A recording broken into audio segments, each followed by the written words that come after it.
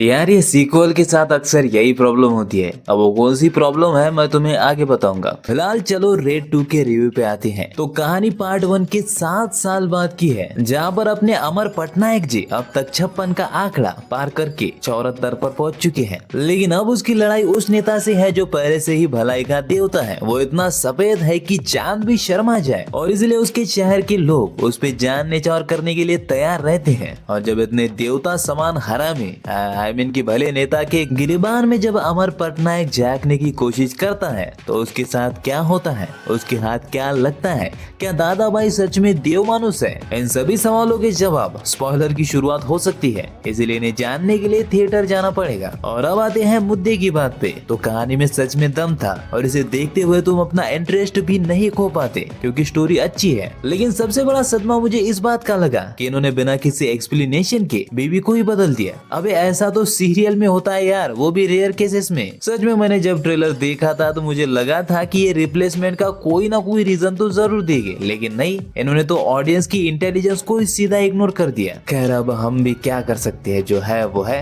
वैसे कैरेक्टर की बात करें तो मुझे 2 कैरेक्टर काफी पसंद आए। पहला तो विलन का। यार रितेश में वो पोटेंशियल है कि ये अपनी एक विलन वाली इमेज क्रिएट कर पाए, जैसे कि संजय दत्त ने हाल ही में की है। बंदा जब भी नेगेटिव शेड में आता है, मूवी के बहुत सारे कैरेक्टर ऐसे ही खा जाता है, पर पता नहीं क्यों बॉलीवुड इन्हें जोकर दिखाने में ज्यादा इंटरेस्टेड है। खैर इनके अलावा सरप्राइजिंगली एक साइड कैरेक्टर ने मूवी के ज्यादातर कैरेक्टर को ओवरशैडो कर दिया। ऐसा कम ही देखने को मिलता है कि साइड कैरेक्टर हीरो को या फिर विलन को ओवरशैडो करता है। मैं बात कर रहा हूँ अमर के रिप्लेसमेंट में जो ऑफिसर आता है उसकी। इस बंदे की कॉमेडी ने और इसकी एक्टिंग ने बाजी मार ली। हालांकि कॉमेडी के लिए इन्होंने एक और कैरेक्टर भी रखा था, ताऊ जी, जिसको देख के मजा तो आया पर मुझे ये सही नहीं लगा। और एक्चुअली में किसी भी सीक्वल की यही प्रॉब्लम होती है जिसकी बात मैं कर रहा था। सीक्वल बनाते वक्त सबसे बड़ी जिम्मेदारी यही होती है कि आपके कैरेक्टर और फ्रेंचाइजी की थीम ना बदले। अगर तुमने रेड 1 देखी है तो तुम्हें पता होगा कि ताऊ जी बहुत दमदार और सीरियस किस्म के आदमी थे। नहीं मतलब सच में पार्ट 1 में उन्हें स्क्रीन पर देखते ही गंभीरता बढ़ जाती थी और पता नहीं क्यों, लेकिन उनके वो सीरियस डायलॉग सुन के परमानंद होता था। लेकिन यहाँ पे उनके उसी कैरेक्टर को जोकर बना दिया है। वो सारी फिल्म में दोनों टीम के मैच की कॉमेंट्री करते हुए दिखती है। इसने छक्का मारा, इसने आउट किया, ये वो सब कुछ वही कर रहे हैं। अबे वो तो सौरभ शुक्ला थे इसलिए बच गए ये लोग, उनकी एक्टिंग ने बचा लिया। उनकी कॉमेडी भी अच्छी लगती है, वरना अगर पार्ट 1 देख के सीधा पार्ट 2 देखने जाओगे तो उनका कैरेक्टर बहुत ही बचकाना लगेगा। खैर उनके अलावा इस बार मुझे अजय देवगन को देखने में भी मजा नहीं आया।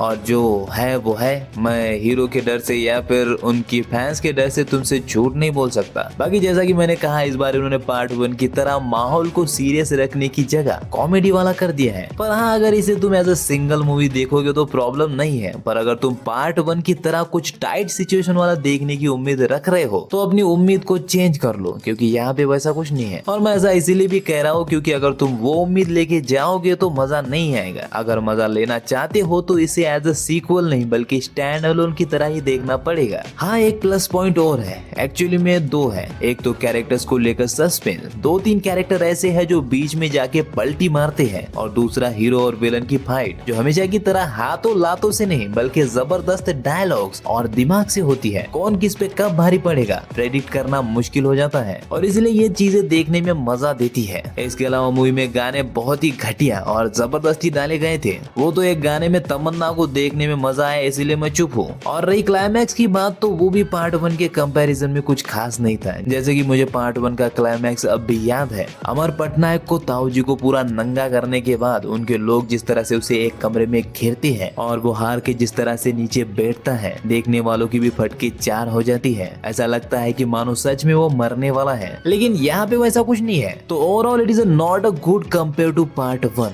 हाँ लेकिन ठीक ठाक है, कॉमेडी तो अच्छी है। पर वही बात है, साफ पता चलता है कि सीक्वल का मकसद फिल्म बनाना नहीं बल्कि ऑडियंस को बना के पैसे छापना था। खैर ये तो था रेड 2 का रिव्यू, लेकिन अभी और 3 फिल्मों का रिव्यू आएगा तो जल्दी से सब्सक्राइब कर लो।